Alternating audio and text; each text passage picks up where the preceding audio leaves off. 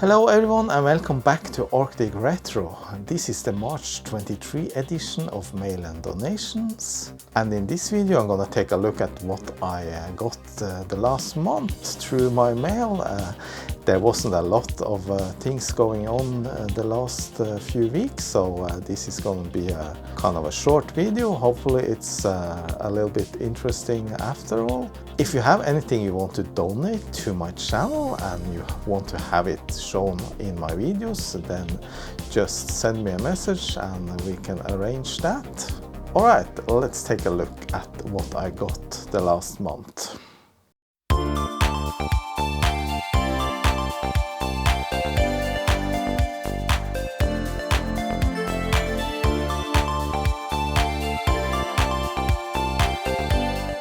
The first package is this one.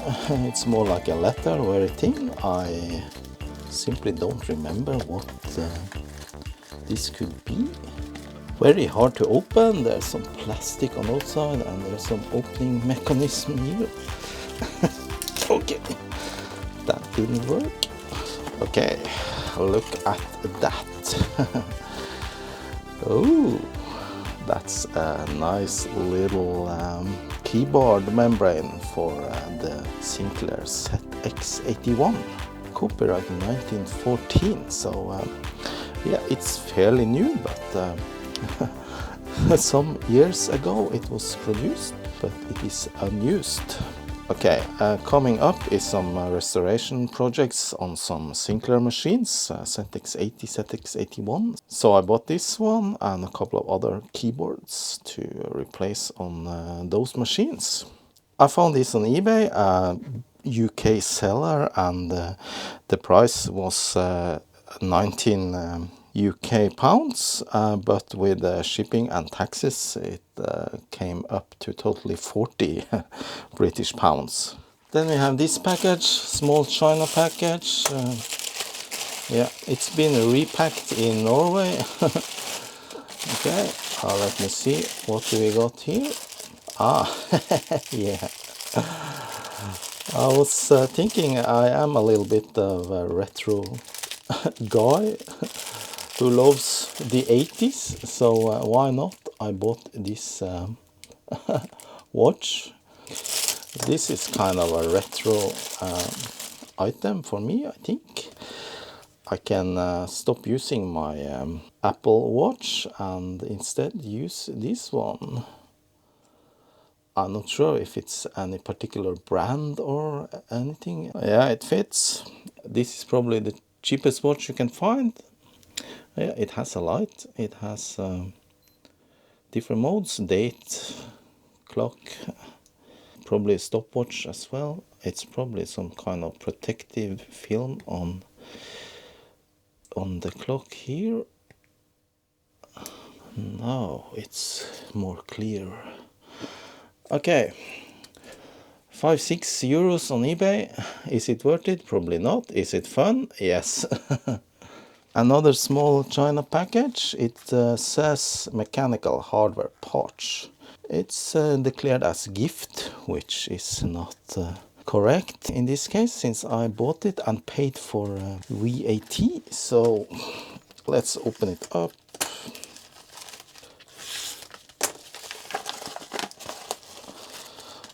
Yeah, okay, so that's some parts I need for my 3D printer. You see it has these gears that brings the filament forward. Yeah, this turns and brings the filament forward by placing the filament string in that groove that has these tooths.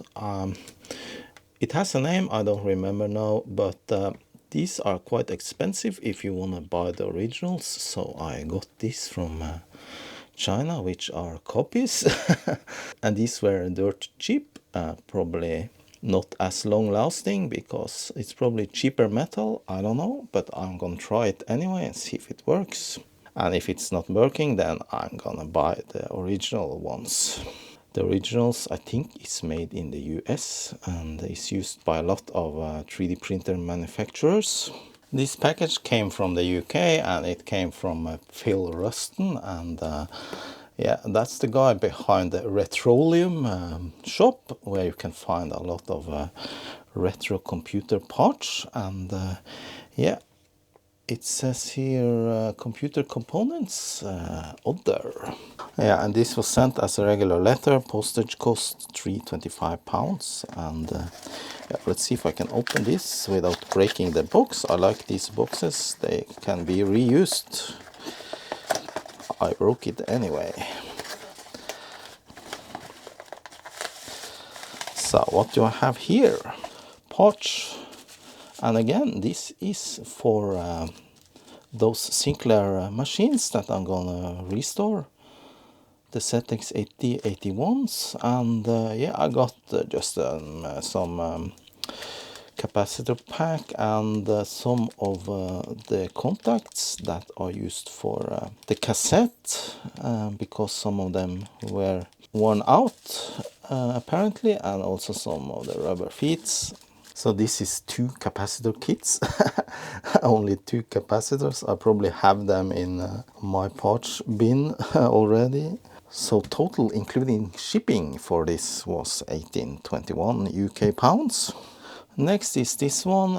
It's probably been repacked in the Netherlands. I ordered this from China. It's a LED control card, and they overdid the packaging taping here. It's impossible to open with non-destructive measures.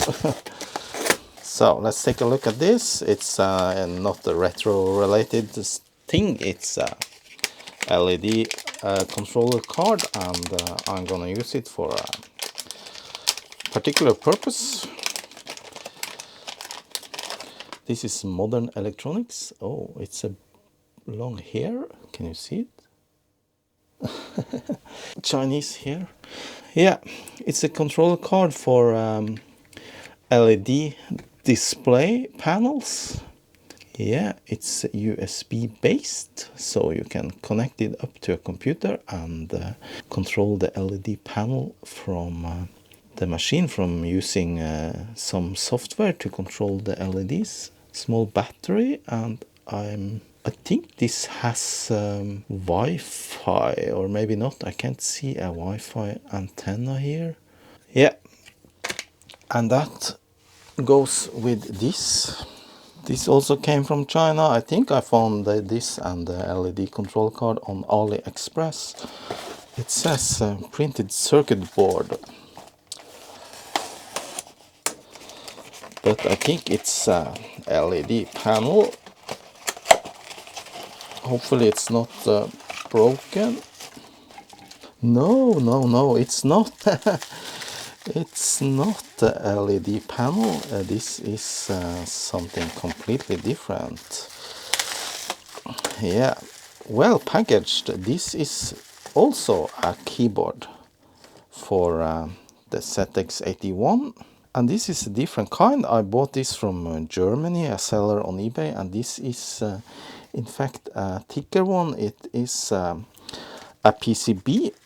It's not that thin, flimsy design as the other one, although probably, yeah, both are good quality, but this one has clicky keys.